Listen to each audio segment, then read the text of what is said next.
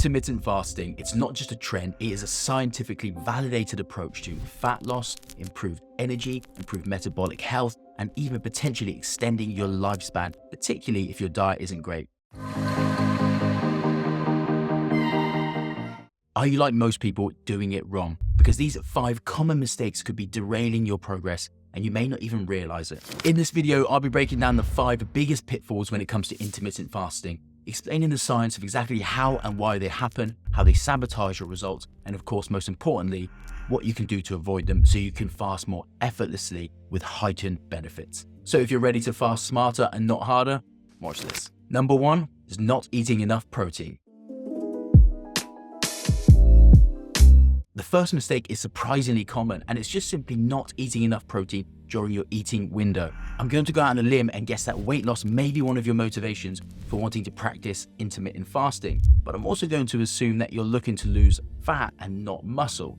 I'd advise against it if it was, since muscle mass is so critical for our health and function and therefore closely related to longevity. And so we should be doing what we can to preserve and even increase it where appropriate. But what you should know is that muscle constantly undergoes turnover, balance between muscle protein synthesis and muscle protein breakdown, with this balance being influenced by nutrients, exercise, and your hormones. Adequate and balanced protein intake is essential for maintaining your muscle mass. Spacing your protein intake evenly across 3, 4, or 5 meals throughout the day, known as protein pacing. Prioritizing protein and distributing it evenly throughout your eating window, this enhances muscle protein synthesis and minimizes amino acid oxidation, compared to fewer, larger meals, which is what you often see with intermittent fasting protocols. And what you also often see with intermittent fasting is reduced overall energy intake, which only enhances your need for more protein during the meal times. But of course, only so much protein per meal can actually go towards synthesizing muscle. This is where muscle protein synthesis becomes saturated, and it's usually around 30 grams per meal. Prolonged fasting also increases the rate of muscle protein breakdown, especially when paired with low insulin levels, which is what you typically see with fasting. Now, this may be somewhat mitigated by exercise, but nonetheless, intermittent fasting may be great for fat loss and great for metabolic health, but it doesn't exactly align with an optimal strategy to preserve or even increase your muscle mass unless it's done right. So if you want to preserve or even increase your muscle mass, then you need to hear about this next study. In this amazing 8-week study, they had participants engage in intermittent fasting but prioritizing protein, where participants would fast just once a week from anywhere between 36 and 60 hours. For the rest of the week, they would engage in protein pacing, evenly distributing and prioritizing protein during mealtimes, aiming for around 30 grams per meal with snacking in between. And this was compared against what was considered a heart-healthy diet but calorie restricted. But in fact, both diets were matched for their calories, and they were also matched for their energy expenditure. So you had 2 groups, both matched for calorie intake, but one was engaging in intermittent fasting once a week and prioritizing protein at mealtimes, and the other was on a heart-healthy diet and not engaging in fasting. And they did this with middle-aged participants who were slightly overweight or even obese. And after 8 weeks, the results were amazing. Firstly, the intermittent fasting group, who prioritized protein, lost over 3 kilograms over the 8-week period, with twice the fat mass and visceral fat loss compared to the calorie-restricted diet. So even though they were matched for calories, both at slight calorie restriction, the amount of fat loss in the intermittent fasting group that prioritized protein was significantly higher. But here's where it gets amazing. The fasted group actually managed to increase their lean muscle mass during this 8-week period. And it's thought this was largely due to the fact that they were prioritizing protein, they had low sugar, and they had high fiber. What's more is that in the fasted group, they actually reported 42% less hunger, and this improved satiety is quite likely related to the increased protein intake, which minimized the energy depletion effects that you might see in some calorie restriction diets. And even better, both groups actually saw improvements in their cardiometabolic health, improved blood pressure, cholesterol, and triglycerides. So this intermittent fasting protocol seemed to outperform the normal calorie restricted heart-healthy diet, at least when it came to body composition and fat loss, while still getting the cardiometabolic benefits. If you want to preserve your lean muscle mass, it's important to ingest about 0.8 to 1 grams per kilogram of body weight per day. But if you're looking to increase your muscle mass, you want to be looking to eat around 1.2 grams per kilogram, especially if you're actively strength training. You want to spread this as much as possible throughout your eating window, prioritizing protein during the meal times, aiming for at least 30 grams per meal. But if you want to fast and get the benefits from it, then this study showed that fasting once a week may be the protocol for you. where you can still prioritize protein, optimize your fat loss whilst also increasing muscle mass and getting the benefits of fasting without going hungry every day or sacrificing your potential for gains. And this is especially applicable if you're someone who does struggle with the hunger element of fasting. And it means you only really have to remain truly disciplined once a week. Okay, now onto a super common mistake that if you get this right, it will also improve your sleep. Just before we continue, I'd love for you to hit that like and subscribe button. I'm an acute medical specialist, but with a love for longevity and performance medicine. Each week I release content that I hope offers concise, practical information to just help you live a healthy and long life, to beat death in life. I'd love to have you along for the journey. Hitting those buttons will be the easiest thing you do today, I promise, but it may just benefit you for years to come. Okay, next mistake, eating too late in your eating window. Now this one is tricky because intermittent fasting simplicity of just sticking to an eating window can make us forget about when that window should be and is there really a difference. Now if you're like me, you find it easier to actually fast upon waking since you've already not eaten for, let's say, 8 hours. And if you don't start, then it's easier to continue, shifting the eating window backwards. The danger of this, however, is that when you eat too late, it can have negative effects. See, late night eating can impair your glucose tolerance, which is something we're trying to avoid with intermittent fasting. Now, a large study of over 44,000 people examined how the timing, frequency, and the quality of late night eating can impact your all-cause diabetes and cancer mortality risk. And this study concluded that this late night snacking significantly increases your diabetes and all-cause mortality risk, especially when these meals were between 10 p.m. and 1 a.m. and when they were energy dense, which of course, when you're doing intermittent fasting, they tend to be because you pack a lot into the limited time you have. And this may be because night eating disrupts your circadian rhythm, which regulates your metabolism, glucose, and lipid processing. And it may disrupt your sleep, which could only then lead to more unhealthy practices the next day. Now, as one caveat, genes do actually influence this. Depending on one's chronotype, this can influence the effects of eating at different times, more specifically breakfast. Some heritability studies in twins show that the timing of breakfast may in fact be hereditable, while the timing of dinner is more cultural and thus more easier to change. And we see in studies that those that preference a larger meal earlier in the day as opposed to later tend to achieve greater fat loss. And as mentioned, of course, then there is the effect on your sleep. Now, the research on meal timing and sleep is a bit mixed, but I refer to an interesting study that took a closer look. So this study used a large nationally representative sample to analyze the effects of eating and drinking before bedtime on your sleep duration and quality. And here is what they found. Eating within 1 hour of your bedtime was shown to have a 2-fold increased risk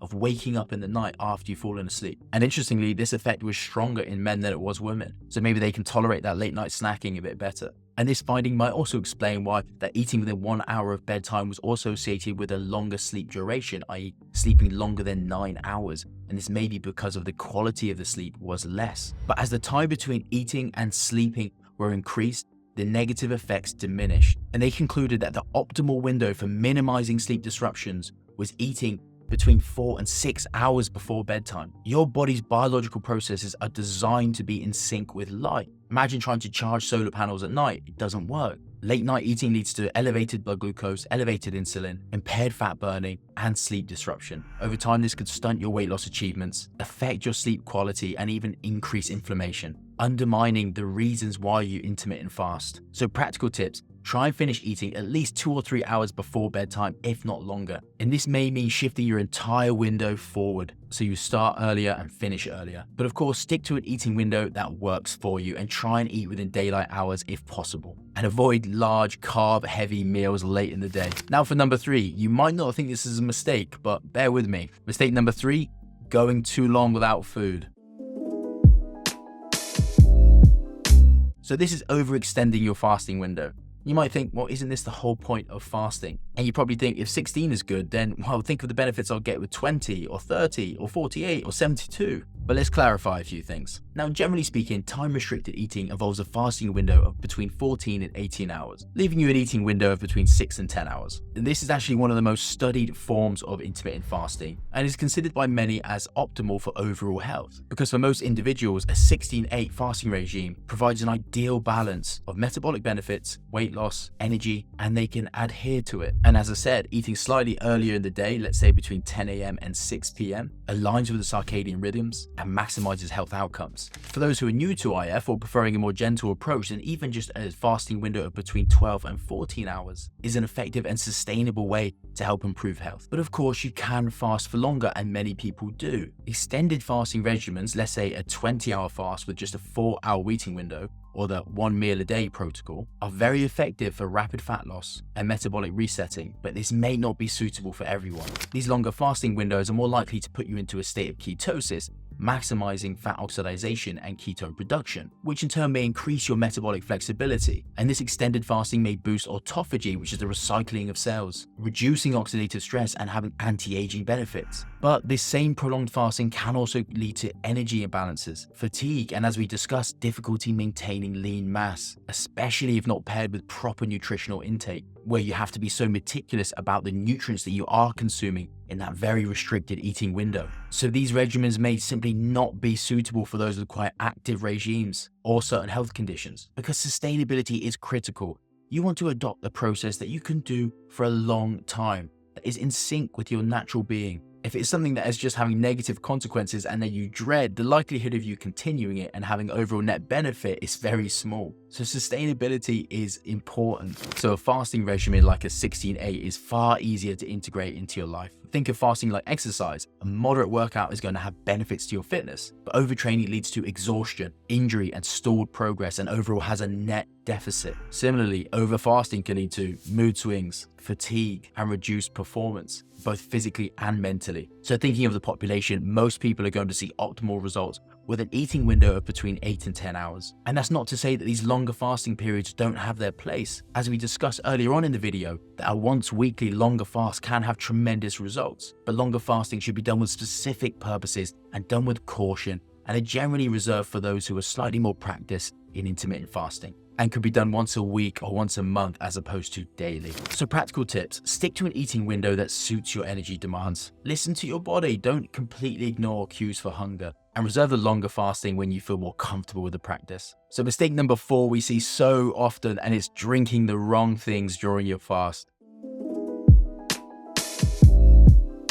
One of the most common and avoidable mistakes is just drinking the wrong things and thus breaking your fast. Even small amounts of calories, 50 or less, can disrupt certain metabolic processes. Even 0-calorie artificial sweeteners can spike your insulin and increase food-seeking behavior, because one of the desired benefits of fasting is increase in autophagy. This is the recycling of old cells. But when you ingest calories, particularly in the form of protein and carbs, it signals to your body and the cells the abundance of food and may halt this process. So if we're being strict about it, fasting means fasting. It is 0 calories. So if you want to be sure, then the best practice is just stick to water, black tea, black coffee, to avoid disrupting the physiological state that you are aiming for. Drinks like black coffee and unsweetened tea won't interfere with your fast. But if you feel like you're lacking the flavor and you need something during this window, then consider herbal teas or even just sparkling water, but with no additives and no flavorings. But where people fall down is by thinking that if they just add an artificial sweetener or a splash of milk here or there, a tiny bit of cream, then they're okay. Then they may be slipping out of their fast without realizing it. And whilst they may still get some of the metabolic benefits, they may also be undoing some of their great work just because of a simple thing they didn't realize. But it is important to still drink and stay hydrated throughout the day, which brings me to mistake number 5, and that is neglecting electrolytes.